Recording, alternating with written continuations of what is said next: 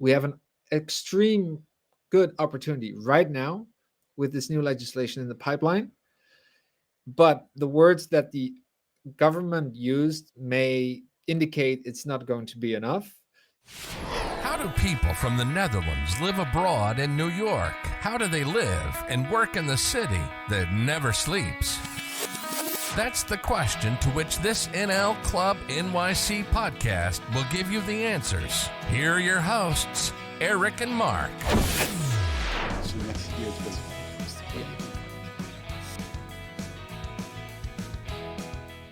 Yeah, and today not with Eric, but with Mark and very special guests, Eelco and Klaar. And welcome to another episode here of our video podcast. And today, live from the Selma Gundy Club, where parallel people are dropping in to do Friday afternoon drink in a good tradition, also in the Netherlands. And at the same time, we have members here in our first video podcast of the year. And why don't we start with introducing ourselves? My name is Mark. I'm now immigrating to New York and I'm one of the podcast hosts here from the NL Club. And with me today, we have Eelco. Can you introduce yourself? Sure. So, Eelco Keij, I've been in New York on and off since 2006, and I am the founder and chair of the Foundation for the Dutch Abroad. That's awesome. Thank you so much for being here, Eelco. And it's a pleasure to have you today to talk about a very important topic. But before we go into that, Klaar, maybe it's nice that you introduce yourself to the audience. Hey, everybody. My name is Klaar De Schepper, and my company's name is Flux Tailor. And I've been in New York since 1999. And back in the day, I was an actress. Let's start before we go into the matter, what brought you guys to New York? Because we're a club. We are there to help people that maybe want to move to New York. We're there for people that recently moved to New York. We're there for people that have been living in New York for a long time and want to meet other Dutchies or have an affiliation to Dutchies. And Klaar triggered me. You started to become an actress. Can you take us a little bit on your path toward New York and what brought you here? Sure. So I was an actress in the Netherlands and had done some work in television. And I figured it was a pretty small scene back in the Netherlands, and it would be good to be able to do the work in English. It would broaden my horizon and my market. So I learned that the good acting schools were in New York City. So back in 98, I took a trip here. And from the moment I landed, even though JFK was kind of I could feel the buzz and it clicked. And so I've been here ever since. Yeah. And since then, I've done many different kinds of things. I no longer actively enact, but so brought me here was really the ability to broaden my horizon. I thought I was going to move back. Then I ended up getting stuck here. Yeah. Was it love that kept you stuck here? Was it something else that kept you stuck here?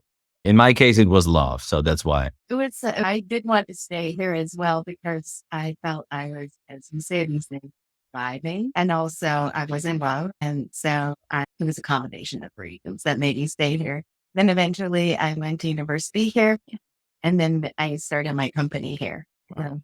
And we're going to talk about it. But part of the reason that I'm also still squarely here and haven't spent that much time in the Netherlands is the fact that if I would do so, it lose my residency and let's get them figured out. Yeah, nice cliffhanger. Let's stay. Let's keep that for later in the show. Go. After your introduction, can you tell us what brought you to New York? How did you end up here in the city? Well, that wasn't so hard. I was here on a trip for a political campaign, actually. And in a bar, I met someone and now she's my wife. And I'm one of those Dutchies in an international family. Our two boys were born here in New York City. And so we are stuck in New York for now. That's cool. That's cool. The thing is this, once you are moving abroad, you are being confronted with a lot of stuff, right? You need to find your way. You need to see like what is coming at me. How am I going to register here? How am I going to do my immigration, getting a visa, getting a green card? It's all part of the process. And then at a certain point after you got the green card, you can go towards a residency status, if I'm correct, but maybe you can fill me in here. I'm just like up the bridge here. And the thing is this, once you are, after a couple of years or several years, you are having the residential stay, you can get in trouble. Can we start about getting in trouble first before we go to the solution, Klaar? Can you help us in your journey in being Dutch, then going towards, residential status? No, Oh, you're not in trouble. no. Okay, that's Be a resident, I've got the green card. No, there is no problem. perfect. Okay. Yeah. So So, there's no problems with that. no, But if yeah. I would want to spend more time in the Netherlands again, for example, because I would want to outsource some of the software development work from a company, which is I'm considering because software developers in the Netherlands are high quality. And there happen to be lots of people from Ukraine there as well right now are looking for employment. Yeah. It's a good market right now. But if I would do that, and I would say want to secure property to have an office, then I would risk losing my residency status because I would be residing there in some shape or form. Well, for now, spending too much time in the Netherlands. And the reason that I haven't yet become a citizen, because that becomes possible after several years of having the residency status, is that if I would do that, I would lose my Dutch citizenship. And currently, dual citizenship is only allowed in the Netherlands in certain exception cases. And it's, for example, if your own country isn't allowed to give up your citizenship, case of a lot of people, and or if you're married to so in this case American, you also don't lose their Dutch citizenship. Okay? So so currently I have not become a citizen and I have not been spending more time here because of this thing. And I'm about to start my application process, which means that like in the next year, I might not be the person anymore. And not only do I lose the Dutch citizenship. Wow. Yeah. That's Yeah. also like a loss for the Netherlands. Eelco, you ran into this problem years ago. Can you tell us a little bit on how you founded your movement and based on what problem that you noticed and have been noticing from the beginning? Let me start to saying this is indeed a wide global problem for most Dutch people around the world. We also know that thousands and thousands of Dutch people have lost their Dutch citizenship. Klaar is aware that she might lose it, or if she's going to apply, knowing the law as it is. But we know actually many more stories of people who lost it without knowing, and they were completely taken by surprise to find out years later that to be told, sorry, sir, man, you're not a Dutch citizen anymore. Can I have your passport? I have my scissors right here. But going back to where that started was actually for me in 2011 when I wanted to become a US citizen, mostly for the protection of my children. Um, and then I have a legal background, so maybe I'm more sharpened in checking out what the legislation is. As I would not blame anyone for verifying, oh, what does the Dutch legislation said? Like most people, and I think they're completely right, assume that Dutch citizenship is for life and that not an external force, especially not without a warning or without a way to get it back, would just take that away. So completely feel sympathy for those people. And that's when I found out in 2011 that you could actually lose your Dutch citizenship. Exactly that, like without any warning, without being able to appeal and with immediate effect. So that was like, I don't want that. But then I thought, oh, wait a minute, I fall in one of those exemption categories that Klaar also mentioned because I'm married to somebody of the country that I'm applying the citizenship of. I thought it was safe, but it's kind of stupid because why would somebody who's not married or whose marriage is not recognized or any other situation, what's the difference really? What do we gain as a Dutch society by saying, yeah, you are in and you are out? What is the point really for them and for the Netherlands itself? So that's when, with other people, also partially from New York, we set up a movement. It became bigger and bigger, and we managed to at least stop a more strict legislation part. So that was good news. The bad news was still out there, and that's up till today. So now goes forward over 10 years because we've been actively lobbying.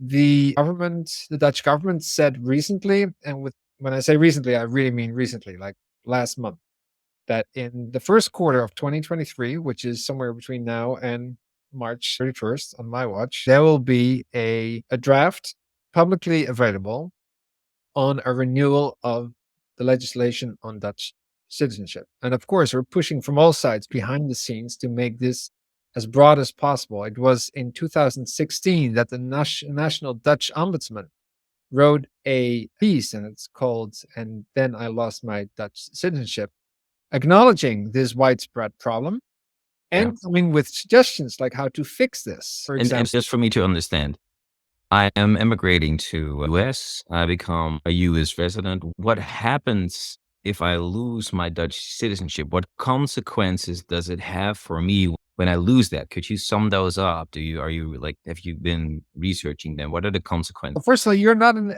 EU citizen anymore. So the free travel is gone. Also in the Netherlands, you're a foreigner. So you have to, first of all, very practically, you have to stand in a different line at Schiphol Airport. But also, if you want to apply for things or things that you took for granted as a Dutch citizen, you have to stand back in line as any other foreigner. So you deal with visa. There was this woman whose mom was dying, literally dying, and she was afraid that she was about to be kicked out by the IND, the immigration services. And then, quote, quote, luckily her mom passed away a couple of days before her visa expired. So she was there. But it's just people, when you want to take care of your older parents and you lost your Dutch citizenship, it becomes very hard. So not just for yourself, but also for your immediate relatives. And that's just to name a couple of consequences. Klaar, do you also see consequences of the fact that you will be residing here? There are things you had, like privileges, being European, being Dutch, that you don't have anymore, that you go like, oh my God, if I knew this, then I would have maybe done it different or in another way? So I haven't started the application process yet. I haven't lost anything. I'm Dutch. I can go there, no problem. I can spend time with my parents there. What I can't do is my property or do anything seriously that would make the U.S. government think that I start to reside there. That would risk losing my residency status, which would mean that I cannot hold my company, my U.S.-based company, if I do now. And because that's Has no possible. existence. That's possible because you run a company, you founded a company. So it is actually possible to found and start a company in the US without being a resident. I am a resident, so I haven't lost anything. But yeah, I could either, if I decide to go to the Netherlands without doing anything about my residency status, risk losing my residency status, hence also my company and thus my economic existence. Then I'm in the Netherlands and I would have to start from scratch because I've lived my professional life here since 1999. So either that or I'm here, I'm a US citizen, but I lose my Dutch citizenship and I cannot spend more time there than like any other regular visitor from the US, which seems impractical given the fact that, yes, like many others, I would like to spend time with my parents as they're aging. And it's one of the reasons I started a company so I can make my own schedule. And since my work is mostly on the internet, I can also work there. It's a little impractical because of the time difference, but it's possible. So the thing is that also what a lot of people don't know is that you're limited the time you can spend, right? So you're limited to 182 days. And that's also capped in 2 times 90 days that you can actually spend when you are, for example, from the Netherlands and you want to stay in the US. That's all these things that you need to be respectful, because if you go over, what happens if I go over the 181, 182 days, Eelco? I will be expelled from the US. So I can't get in until the US decide, okay, you can get back in again, Mark. So you really need to be on point here. Eelco, you started a movement, you started a foundation. Can you tell something about Stichting Nederlanders Buiten Nederland? And SNBN. SNBN. Can you tell a little bit about that movement and what you guys are currently doing to influence? Because that's why you started all of this. In 2014, I wrote a book I started research on how other countries in Europe, Portugal, Croatia, Italy, France, and Switzerland were treating their citizens that were living in other countries. And to me, that was a revelation because I thought, wait a minute, they've established all kinds of structures to embed their citizens abroad and to keep those ties much closer. So, and then I saw they have these foundations. So I'm not going to claim that this was my great idea. No, this was perfectly copied in part from other countries already existing who are light years ahead of the Netherlands and recognize the force, economic force, cultural force of their citizens abroad. And they want to integrate that, keep that close. And I thought, well, that doesn't exist yet for the Dutch. And that seems like a smart thing to do. Also, it's a politically neutral organization because I am from one political party, but there's other board members who are from other different political parties.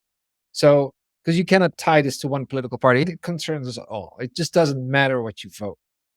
And so that's why I started this organization almost 4 years ago with other Gs. Most of them are still on the board. And we've created this movement. We are now known, respected. We are often in touch with civil servants, members of parliament, people from the government, a lot of behind the scenes chatter on how to change legislation, asking parliamentary questions. Sometimes we're very public about surveys or it's a combination of being a watchdog, being a lobbyist, being an informer, like now with the new upcoming elections that are completely new and which we helped create after a process of 8 years of lobbying. Wow. The Dutch constitution had to be changed for that, but we managed. And it also indicates that this type of structure is the only thing that really works long term. This is not a one person show. There's many people involved here from all over the world. And I hope that through this structure, we can achieve many more things like now with this legislation that we can really make the needle move. How important is it for you, Klaar, to still stay Dutch, but also be, what does it mean to you to stay Dutch, but also to have like dual citizenship?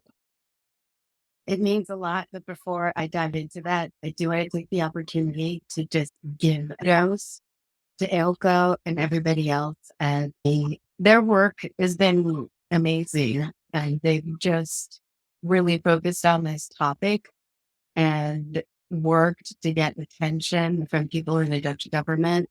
They've been a conduit for people like me who are struggling with this problem to make their voices heard. Yeah. For example, King's Day, there was a big event right here in the Summer Club.